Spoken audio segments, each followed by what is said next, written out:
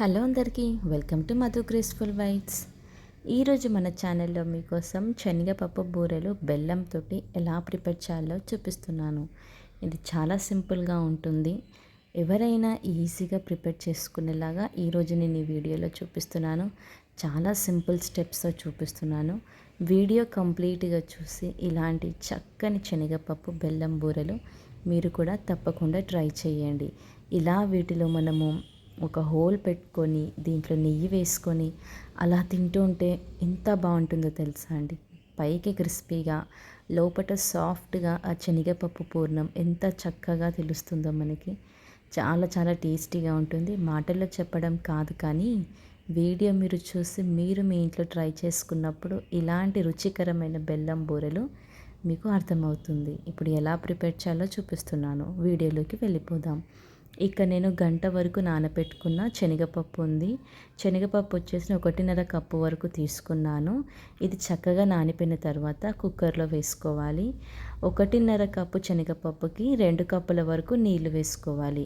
ఇలా వీటిని వేసుకొని శనగపప్పుని ఒక 6 విజిల్స్ వచ్చేంత వరకు ఉడికించుకోవాలి.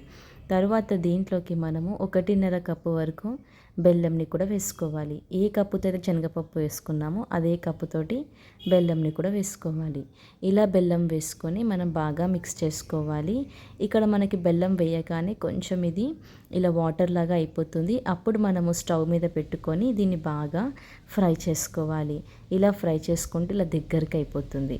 ఇప్పుడు దీన్ని ఒక ప్లేట్లోకి తీసుకొని మనము చిన్న చిన్న బాల్స్ లాగా చేసేసుకోవాలి.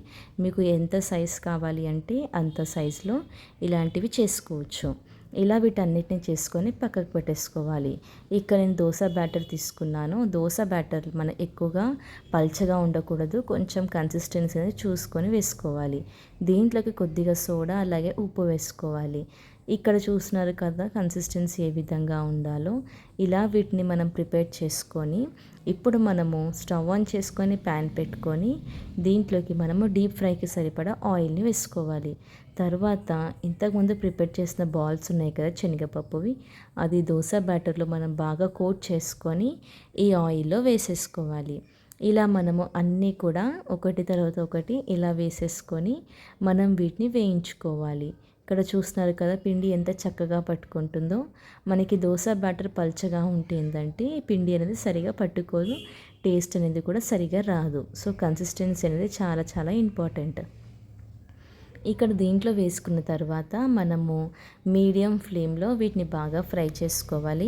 హై ఫ్లేమ్లో పెట్టకూడదు, మీడియం ఫ్లేమ్లో పెట్టుకొని మంచి కలర్ వచ్చేంత వరకు వీటిని బాగా వేయించుకోవాలి. చూస్తున్నారు కదా పైకి మనకి మంచి కలర్ వచ్చేసింది, అలాగే చాలా క్రిస్పీగా కూడా కనబడుతున్నాయి కదా. ఇలా వీటిని వేయించుకొని మనం సర్వ్ చేసేసుకోవడమే. అంతే అండి, ఎంతో సింపుల్ అలాగే టేస్టీ అయిన శనగపప్పు బెల్లం బూరెలు రెడీ అయిపోయింది.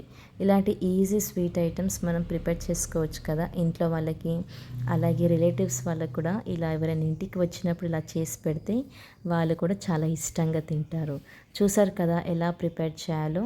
మీరు కూడా ఈ వీడియో చూసి మీరు మీ ఇంట్లో తప్పకుండా ట్రై చేయండి. నేనైతే ఇలా దీంట్లోకి మనము నెయ్యి వేసుకొని తింటే ఆ టేస్ట్ చాలా చాలా బాగుంటుంది. ఇలా చేసుకున్నప్పుడు మీరు నెయ్యితో తినండి, చాలా రుచికరంగా ఉంటుంది. చూస్తున్నారు కదా ఎంత చక్కగా ఇక్కడ నెయ్యి వేసుకుంటున్నానో. ఇది పైకి మనకి చాలా క్రిస్పీగా ఉంటుంది, లోపల మాత్రం చాలా సాఫ్ట్గా ఇలా కరిగిపోతుంది, అంత టేస్టీగా ఉంటుంది. ఇంకెందుకు లేట్ మరి, చూసేసారు కదా. మీరు ట్రై చేశాక మీకు ఎలా కుదిరిందో మధు గ్రేస్ఫుల్ బైట్స్ ఛానల్లో కూడా కామెంట్ చేయండి. Thank you for watching Madhu graceful bytes. Like, share, subscribe.